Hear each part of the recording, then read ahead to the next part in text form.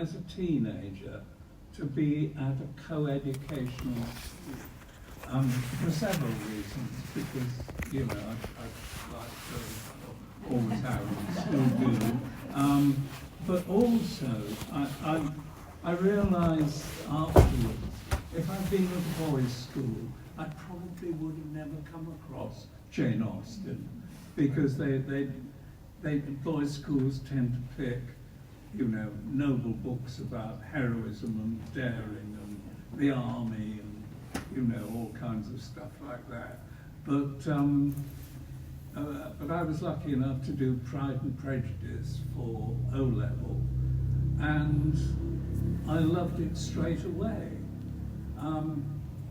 I guess it must have been well introduced by the teacher. I don't remember the actual lessons, I just remember enjoying the book and wanting to read more of them.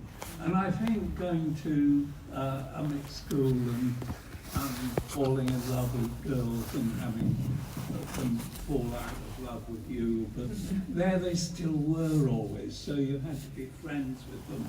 So it was interesting, and that world of girls and what they were thinking about was just familiar to me and interesting to me, and I just lapped up Jane Austen, which seemed to me to be all about that, but much cleverer and wittier and better plotted and so on than our real life romances.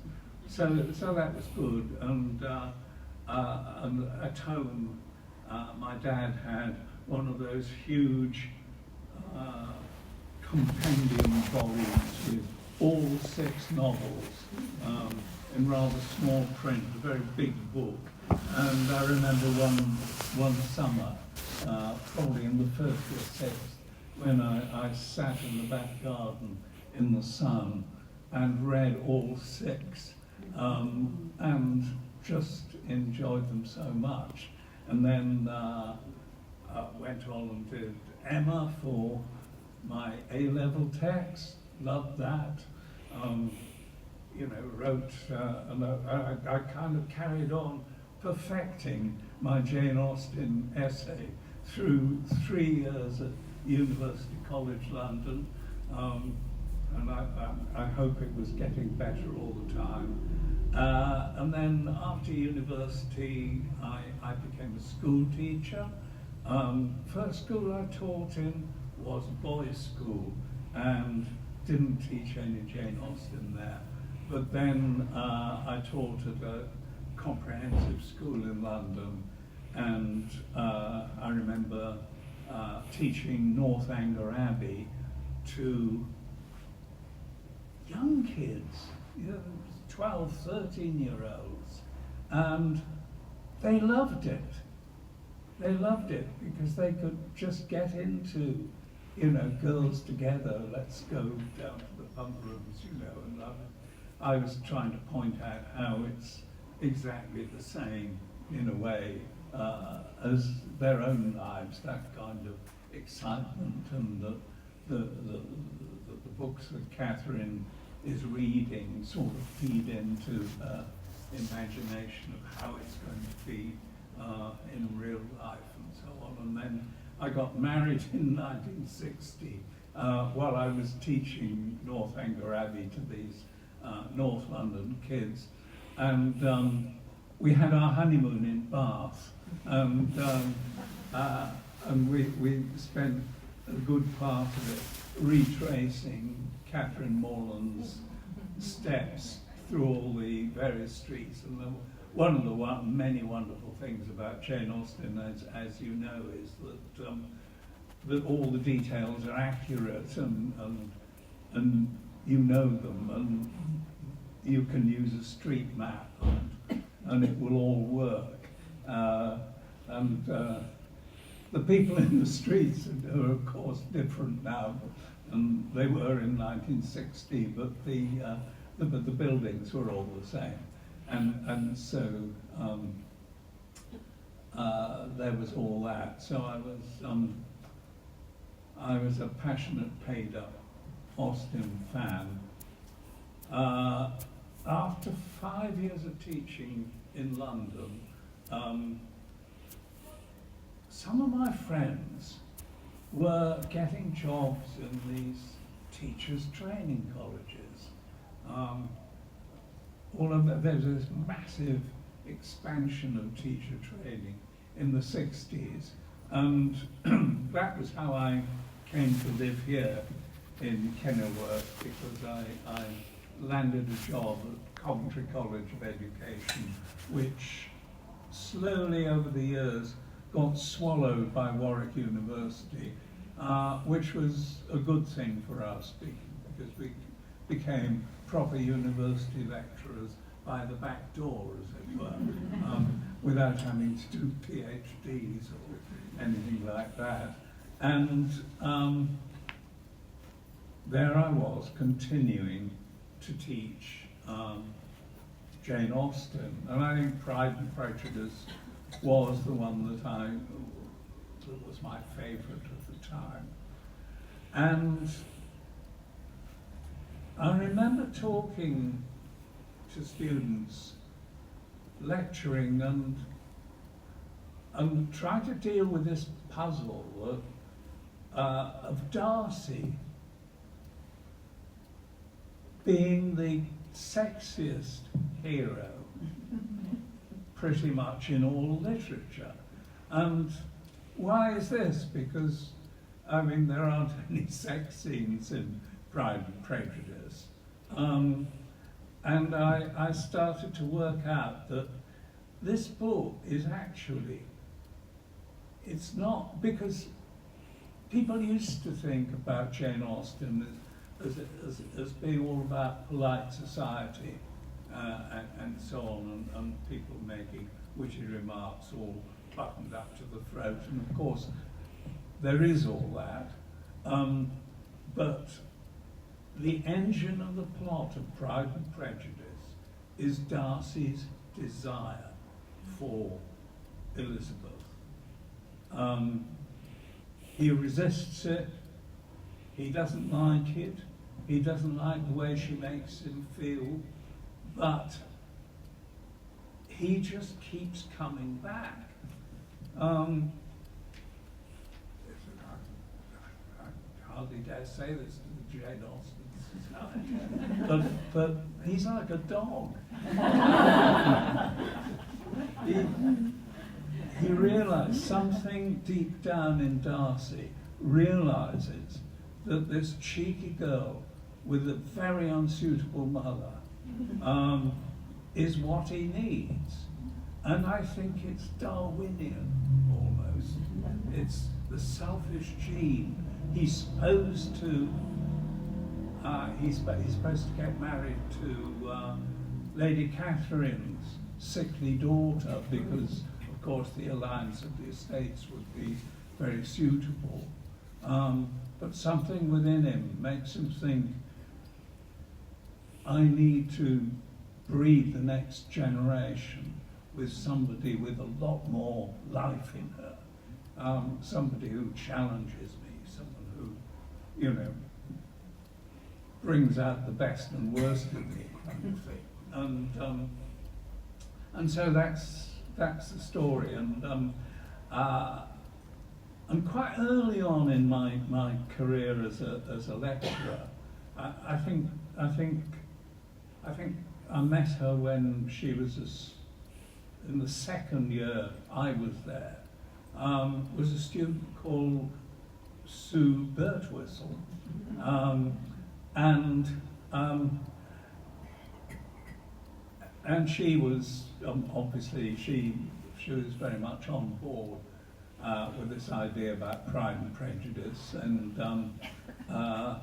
like many students at that time, she didn't go directly into teaching. She went into theatre and education, which was very much a big thing in the 60s and 70s.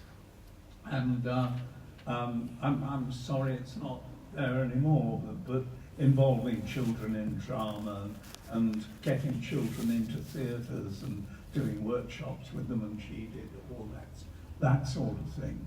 And she became a TV producer, first of all in children's programmes, and I did various things with her, such as the Marmalade Atkins that you've already heard about. That was actually a very popular show in its time. And then one day, Sue Birtwistle and I were sitting in a screening of a 1980s adaptation of Northanger Abbey. It's quite an interesting one. They actually went in the Roman baths at Bath, up to their necks in that one. Catherine Schlesinger, I think, was the actress who played Catherine in that. And Sue turned to me and said, look, what you and I should do is a really sexy adaptation of Pride and Prejudice. So I said yes, and then Sue had the problem of trying to pitch it to broadcasters, and in television it's always like they're saying, the people who choose are saying, oh, we're tired of doing period drama, we don't want to do the classics, nobody wants them. But they do, they just mean they don't, they just want to make their reputation doing exciting, gritty, modern stuff. But people actually watch things like Pride and Prejudice, I think. Well, that's what I think. So it was difficult pitching it. And it was just at a particular point in the history of TV drama, really, where the classics and period drama had always been kind of confined to semi-children's time. They were always put on a kind of late tea time. I'm sure a lot of you remember, as I do, and they wouldn't have spent a lot of money on them, and it was mostly indoors with sometimes rather wobbly sets.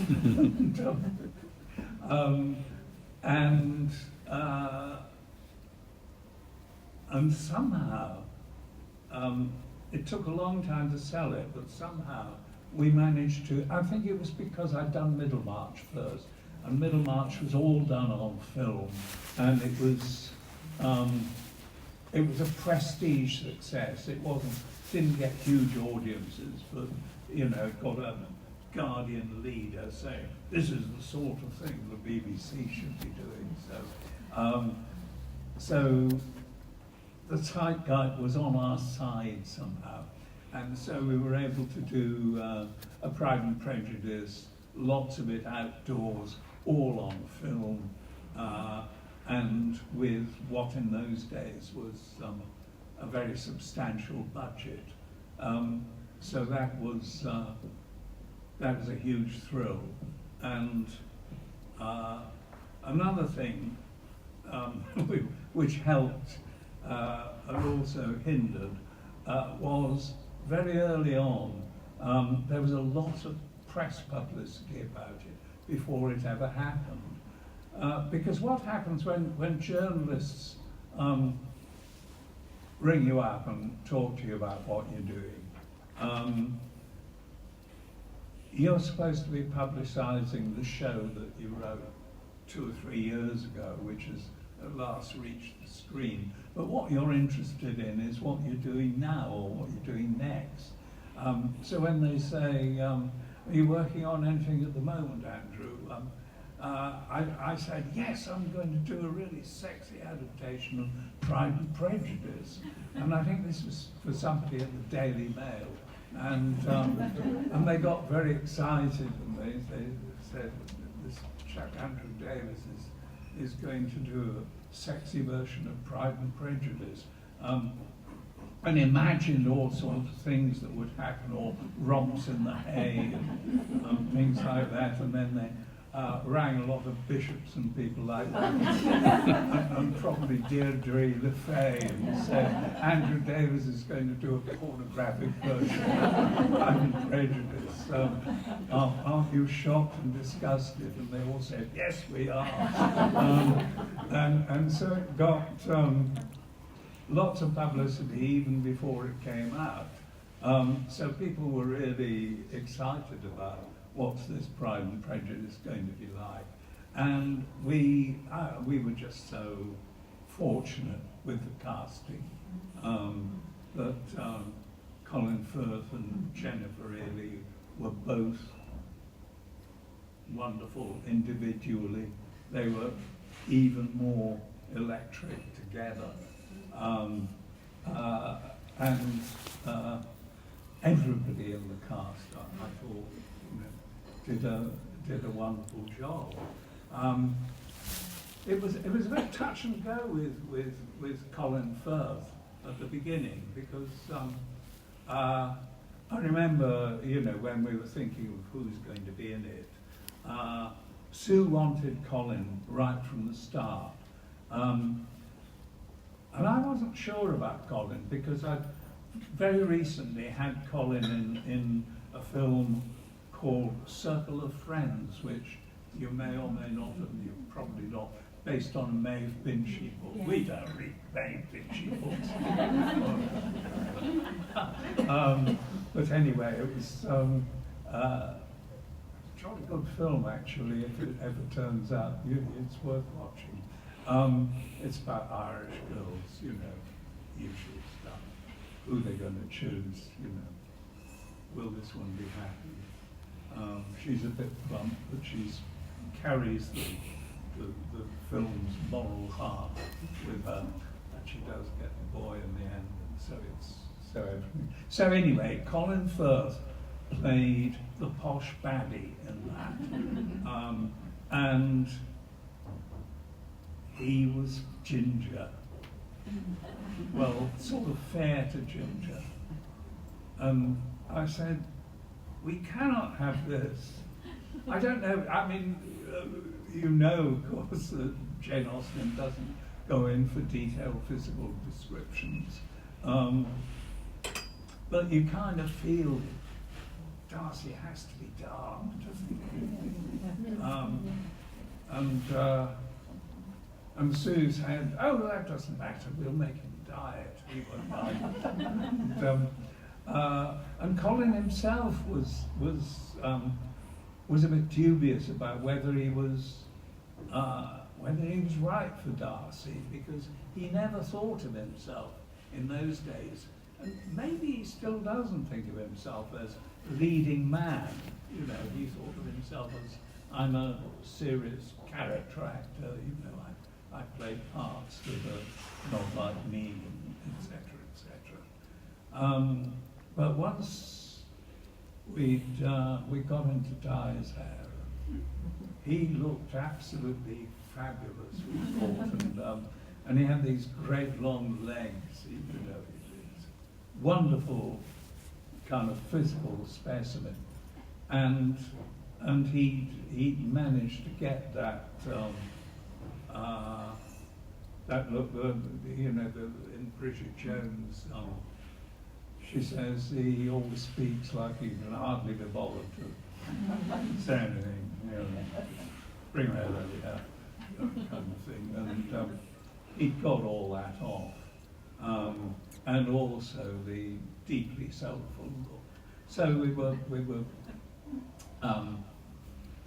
thrilled to bits. We knew we'd done a good show, but we were very surprised when it became a popular hit, and 10 million was a lot of viewers for that sort of show.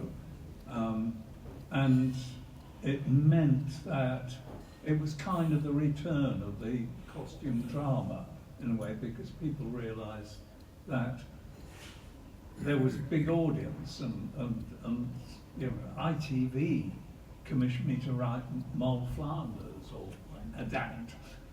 Defoe wrote it the next year, and that did even more because people thought it would be a bit naughty, you know. So that was great and a good start. And so and Sue and I obviously were saying, okay, what next, you know? And I said Emma, because I've done it for A-level, and I knew the book very well. And I thought how different Emma is, and I pondered on Jane Austen's famous remark that she's a heroine whom no one but myself will much like. And I read the book again, and I thought, I don't much like her. She's got a lot of minus points, hasn't she? She's a bit of a bully. She's a lot of a snob. She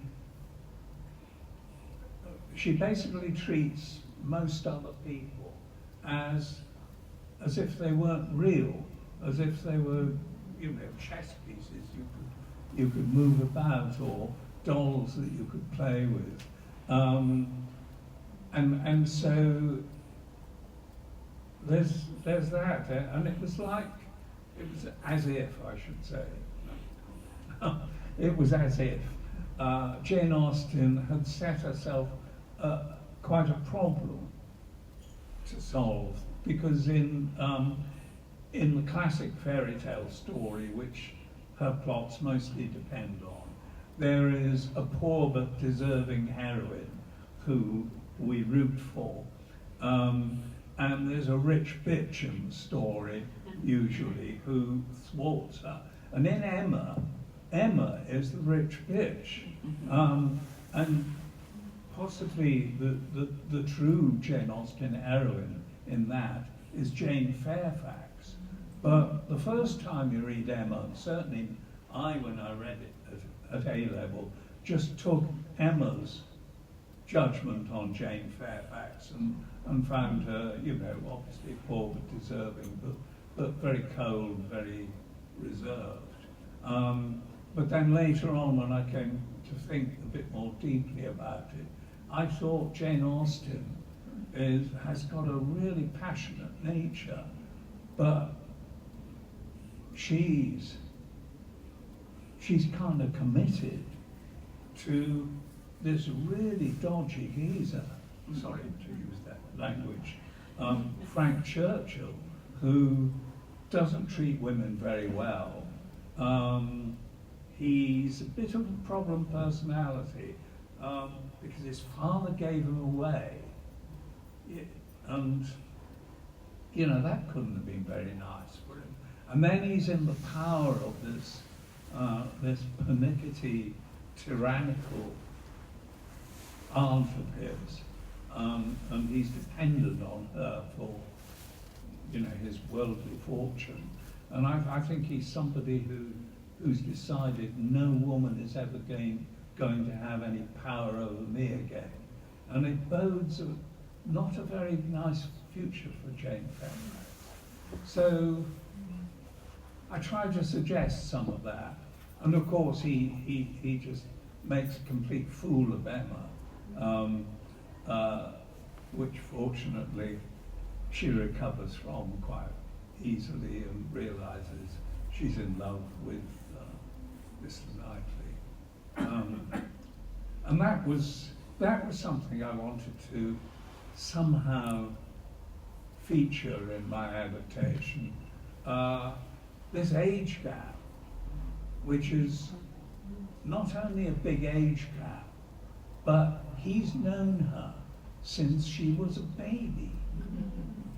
So, you know, what point does his feelings start to change?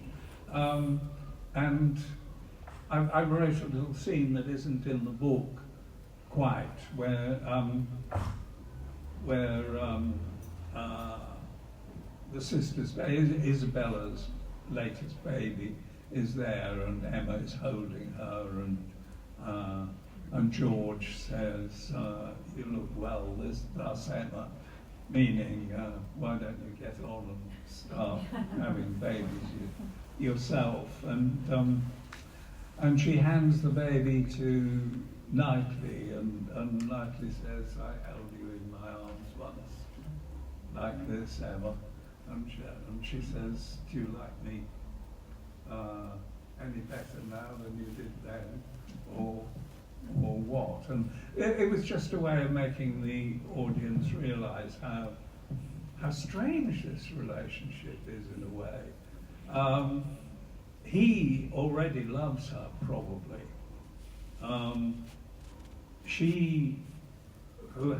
Emma has so little self-knowledge, she doesn't realise until near the end of the book.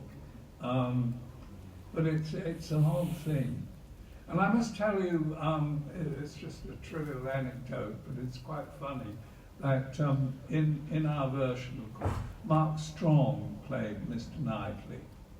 Mark Strong is very dark, and he's got a big, beaky nose and rather forbidding features, and it may have been this that caused the baby to freak out. And every time she handed the baby to Mark, the baby would see Mark and go, "Wah!" And there was a substitute baby, and they used the substitute baby, but that baby didn't like Mark Strong. And they wasted half a day by then, and then the costume designer said, "Oh, I'll make a baby." And she made a baby out of a bean bag and some swaddling material, and put it in the show. And of course that worked, but you had to have the first moment where you see the baby's face. So that's when Emma's got it, and as she hands it over, if you watch the show again, and it's not on DVD, but you can see it on YouTube. Towards the end of episode about in the middle of the episode 2, and you can see the look of horror on the baby's face very briefly, and then you get a back view of what is very, very clearly a beanbag. But when the show went out, nobody noticed. There were no complaints. So those are the kind of things that happened in the show. Kate Beckinsale, as a very, very young actress, was our Emma, and it was good. So the problem she set herself in, Sense and Sensibility, was let's split our heroine into two. One is all the emotion, and the other one is all the good sense. But of course, the good sense one also has a lot of emotion. But part of the pleasure of the show is watching her successfully tamp it down and tamp it down and tamp it down until it's time to be ecstatic and happy, which provides one of those wonderful release sort of feelings in the story. And I always had a terrific soft spot for Marianne. I'd always loved girls who were a bit reckless with their emotions, who just go full out. Even if she's a bit silly, you just kind of love her, and you feel she wants to go all the way with Willoughby, you know, when he takes her to see his aunt's place. I think he does, yeah. And certainly does in the adaptation.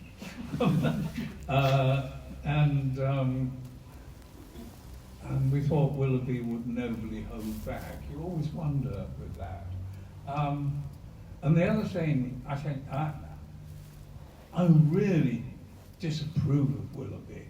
I mean, he is an awful man. He is, I mean, he's charming and all that, but he's completely unscrupulous. And he's a bit of a Jeffrey Epstein as well, because, I mean, it's, Jane Austen never puts it in a scene, but we learn that he takes this schoolgirl to a country cottage and just has his merry way with her for a week or two, and then just rides off into the distance and forgets all about her. And she has his baby later, and he doesn't know anything about all that. So I thought, you know, I want to see this girl. You know, let's put her in a scene, and I put her in the first scene of the adaptation. And we had a bit of an argument or a discussion in the production thing, like, should we give away that this is Willoughby, so that when we meet him, being all noble and rescuing Marianne from an accident and bringing his little kit of poems, it's just a seduction kit, really. When we see him, if we knew it was Willoughby in the beginning, like all the audience, because you think of the audience not as people like you who know the books back to front. You have to think of them as people who haven't read the book before. And we want them to come fresh to it and say, oh no, that's Willoughby, he's a bad man, you know, don't go near him.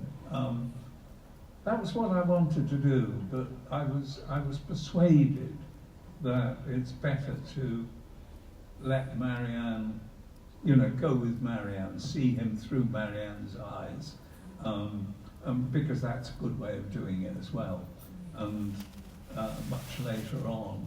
But I think that, you may disagree with me, I think that Jane Austen herself was too soft on Willoughby. When he comes round to the house, Eleanor is surprisingly lenient. I mean, I just had him give him a really strong telling off. I would have had him whipped, but there you go. It's a testimony to the power of these books, that one feels so involved with these characters and hate people like Willoughby and want to punish them. I mean, they're not real, they're just people in the book, Andrew. But no, you've got to adapting it. Just, and it's of course part of the pleasure. Just trying to identify with every character in the book, and but I didn't like identifying with Willoughby.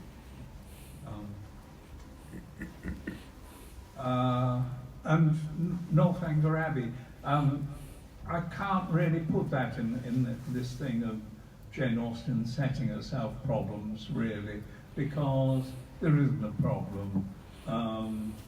She wanted to do a satire on the Gothic novel, and she created a delightful, very young heroine who's not very clever, but she's got her heart in the right place, and she thinks that General Tilney, she conjures up this idea that General Tilney might have murdered his wife, and she is right in a way.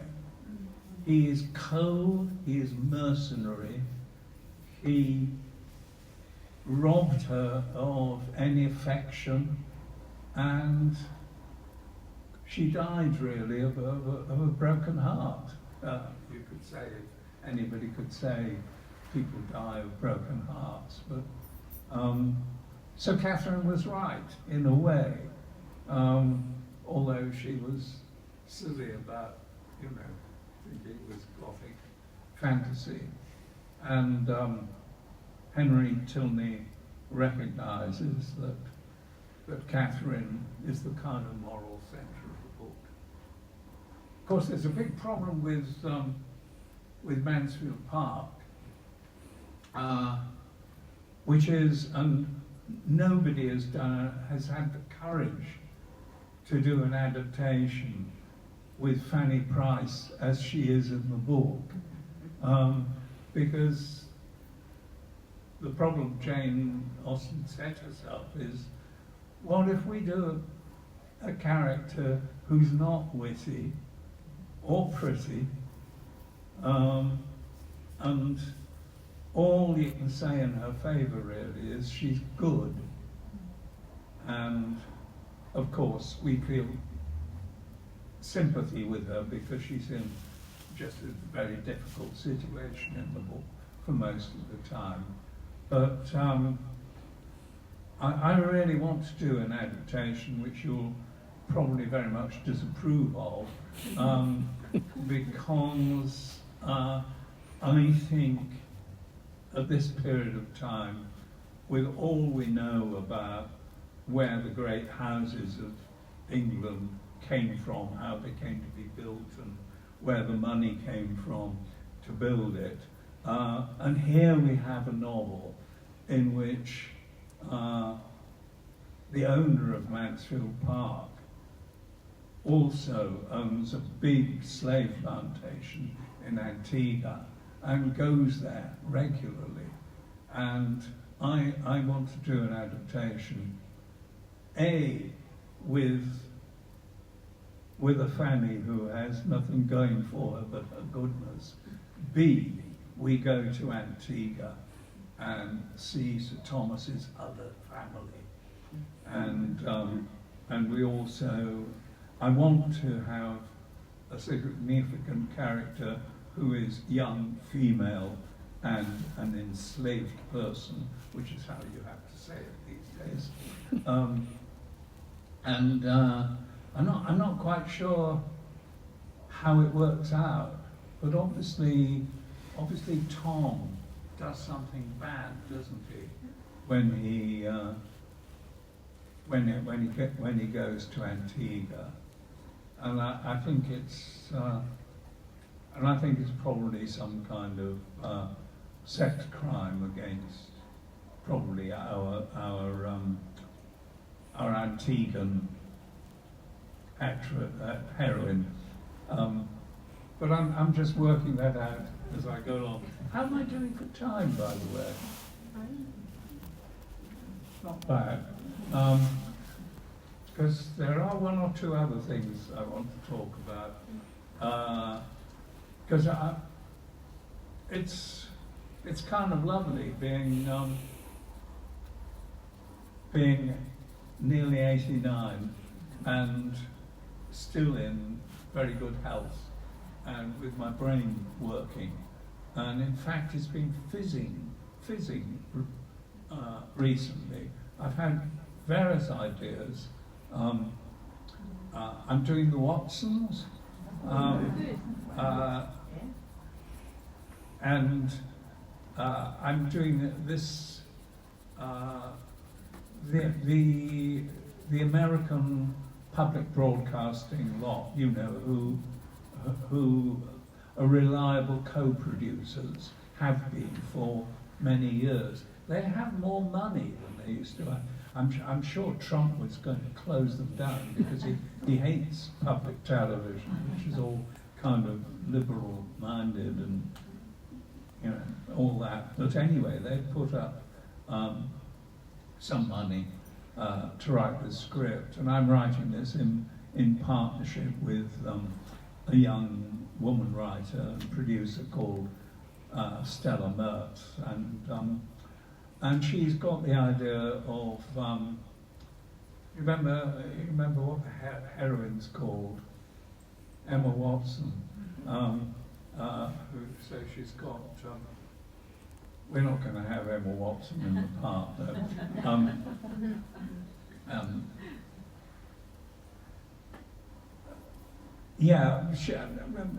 Stella thought that you could use Cold Comfort Farm as a bit of a template there, and it's like Emma comes back and sorts everybody out because everybody seems to be in a bit of a fix there, and she can solve the problems for all her sisters, and Sam, her brother, the apprentice surgeon, whose character appeals a lot, even though he scarcely does anything in the book. I did have an idea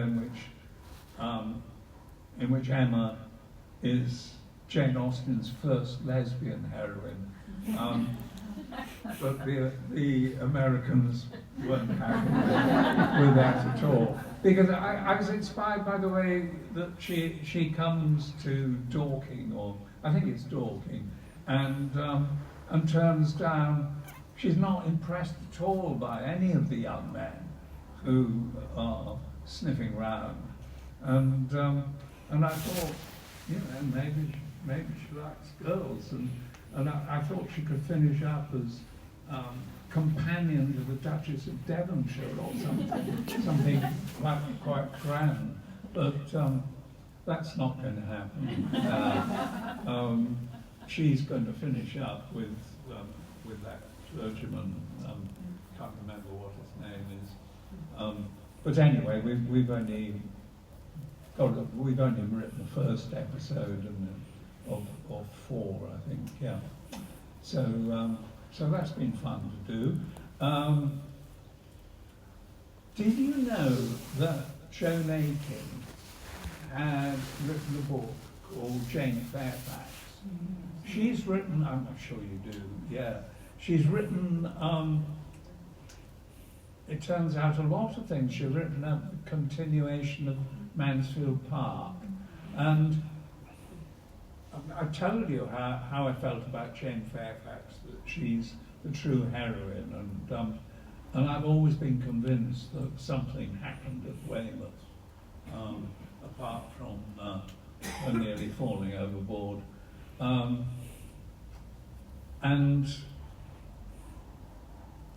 I found this Joan Aiken book enormously helpful. She's got this wonderful stuff about the childhood where poor Jane is small for her age at the beginning, and she has to wear Emma's cast-off clothes, and Emma is big and plump and well-grown, they say, and of course very bossy little girl, and makes Jane Fairfax play weddings all the time, and Jane grows up hating her, and that's all in the Joan Aiken book. But I found Joan Aiken a bit disappointing on Frank Churchill. She sees him, I think, as a bit of a lightweight character. I see him as a dangerously damaged human being, really, with loads of charm and intensity and so on. And so I've written a a film screenplay. I don't know whether anybody will produce it. I just did it because it insisted on being done somehow, which starts off in Weymouth, and there's this whirlwind affair, and there's some sort of sex goes on in a cave. I mean, I haven't been, but it's clear that Jane is kind of enthralled to Frank Churchill, and she's just crazy about him, and she slowly begins to discover he's not really a very nice man through the story, and she does get married to him, because we can't depart from Jane Austen. And Knightley does marry Emma, but I kind of set up rather more than Jane Austen did, that it should be Knightley and Jane Fairfax, really. And so poor Emma dies in childbirth. Frank Churchill turns out to be as bad as we always thought he might be, and he's unfaithful, he drinks too much, and eventually dies of dissipation in the East Indies after about 5 years, at which point Mr. Knightley goes up to Yorkshire and comes back with Jane to be the mistress of Donwell Abbey. So I'm sure you disapprove of that. But I think it makes a good story. And thank you for Jane Austen for inventing these characters. So I will stop now. Is that too early? No. And you can ask questions. Can I ask, Yeah. wouldn't it be nice for you to make a drama about Jane Austen's life herself? Because being sent away at 7 to school, and in 1805 having no sort of substance to keep her going, you've got plenty of drama in her own life that you could make something of. This is true, I guess. I mean, various people have done that. There has been that quite recent drama called Miss Austen, which I expect you watch. But that's very much more about later life. And there have been quite a few things about. I don't know. I feel a bit. I feel a bit hesitant about, diffident or something about writing about Jane Austen herself. Almost as if. Don't you need to bring a character to life? We all read a book and have a good idea about a character, but the general audience don't. You could bring it to everybody else's view. Yeah, maybe. I'll certainly think about it. Thanks for the tip. Yes. Were you ever tempted by Persuasion at all? Persuasion. It's just such a lovely book, and I actually admire that 1995 adaptation. Nick Dear, was it, wrote the script, and it's Amanda Root and Kieran Hines, and Kieran Hines is maybe you could have a completely different version of that part, but Kieran Hines was very good. I would have imagined somebody much more lively and spirited. He does look a bit like a carved figure sometimes, Kieran Hines, but he is he is a good actor. And I wasn't sure that Amanda Root quite got across how I saw Anne Elliot, because she was a beauty who's faded a bit, whereas but she was so good, and the whole thing was so good. I've never felt tempted really to, because often with these things I see them and I think, my God, that's terrible. I could do so much better than that. But I don't feel that at all with Persuasion, and that, I guess, is why I've never done it. The reason I've never done Mansfield Park is I've always found it not a book that I particularly liked, and Fanny Price I always found rather dull, but rereading it recently I didn't feel like that at all. I thought Fanny was fine, and I thought she's in an awful situation, poor girl, and I just feel like picking her up and cuddling her, and so I'd like to do one that's just like the book as far as Fanny's concerned, because all these other adaptations, they make her into a frolicsome, jolly sort of person who's always running about and shouting. She's too timid and scared to do any of those things. And then when she does start to grow into something like beauty, you've got Sir Thomas making these really rather Harvey Weinstein remarks about her development, which kind of sends her straight back into her shell. So anyway, yeah. So I'm hoping to do that. Can't think of any other Jane Austen projects I can tell you about. Yes? Well, thank you for doing some emotionally sound also thinking what you're going to go ahead and do. I love the idea of this and the Watson's right and so on. So that sounds really good. But I wondered whether you'd ever move forward to Alison Lury's books, and Love and Friendship, which is really based on Pride and Prejudice. And I just think, especially with the American connection, it would be fantastic and so real from the 70s and 80s and so on. So is there any hope of that being produced? It's very interesting you should say Alison Lurie. After Jane Austen, she's the person I reread most. All the time? Yeah. As soon as I think I can't quite remember the plot of one of them, that's the time to start reading it again.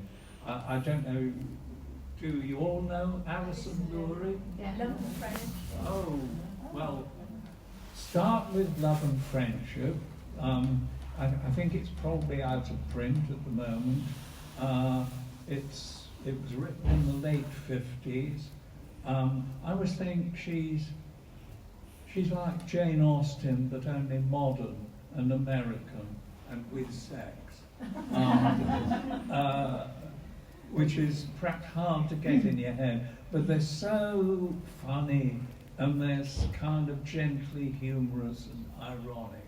And one of the other great pleasures of Alison Lurie is that she uses the same characters again and again. So you meet somebody as a child, and then, in fact, in Love and Friendship, there's a sweet little boy called Freddie, who I think is 4 or 5 in the story, and then you meet him again in another novel, in Foreign Affairs, when he's a PhD student in London, having an affair with an actress, and they're just such good books. Yes, I would love to actually do a a kind of huge mashup of Alison Lurie books, do them all.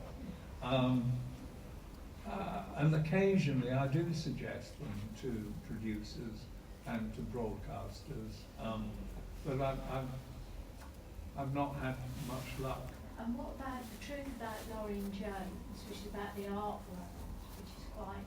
That's a great book. Which is a great book, and it brings in Zimmer and all of them, you Yeah. know, and some baddies and goodies, Yeah. and you know how you actually negotiate this difficult world.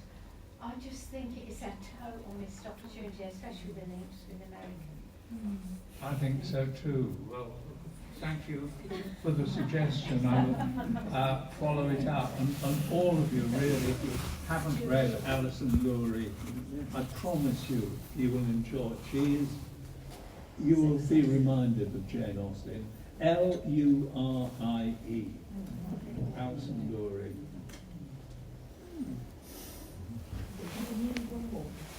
Yeah. Anne's sister Susan Blackpool was much more interesting character than Fanny seems. She's livelier, and she comes to Mantua Park and takes over Fanny's role when Fanny marries Edmund. And Susan was sort of changed. Yeah.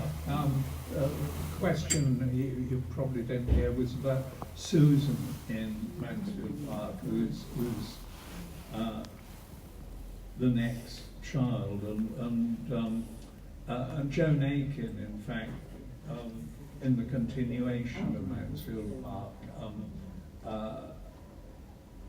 used Susan, and she does kind of take Fanny's place, and Fanny in Joan Aiken's book goes with Edmund to sort out the plantation. There's nothing about that. I think Fanny and Edmund would probably want to free the slaves, and I think they could do that. But that could be the second series. But I won't. Or maybe I should pitch that to Netflix or something, but it would be an ongoing series. I didn't talk about Sanditon, of course, I've got to.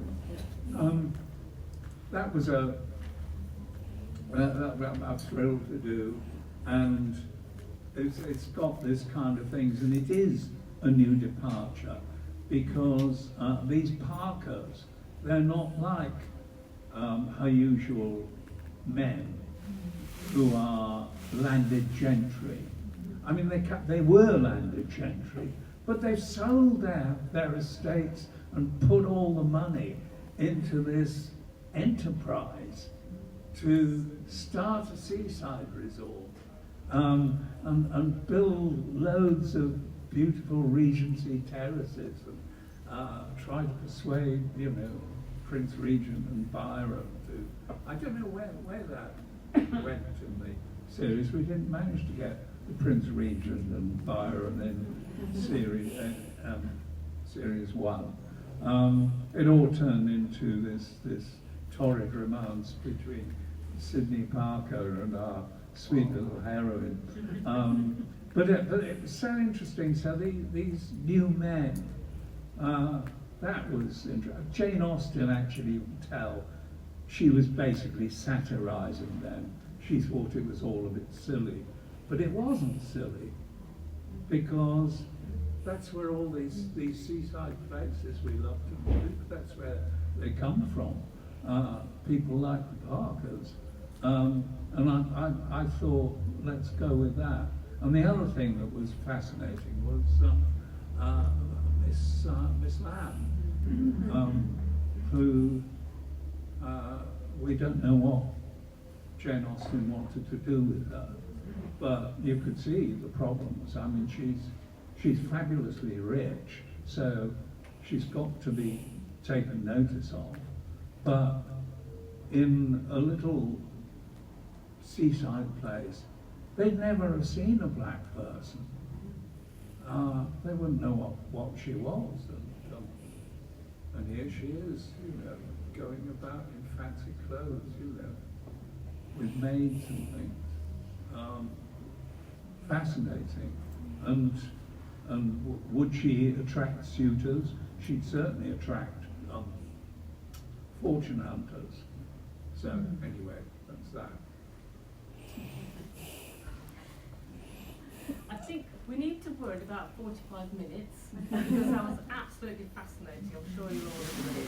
It was so lovely to hear your story with Jane Austen, and we know a lot of the productions you've done, but it was really, really interesting. So thank you very, very much for coming to speak to us. And we have a small token of our appreciation for you. I would also just like to say, very happy birthday for tomorrow.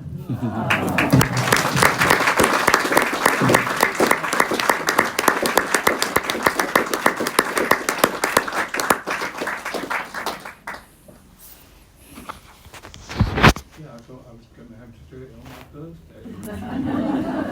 Originally, so thank you. Yes, final Find you to change your birthday rules. Maureen, are you ready for that? Yes. Do you want me to, I think if you'd like to go through. Just before you do go,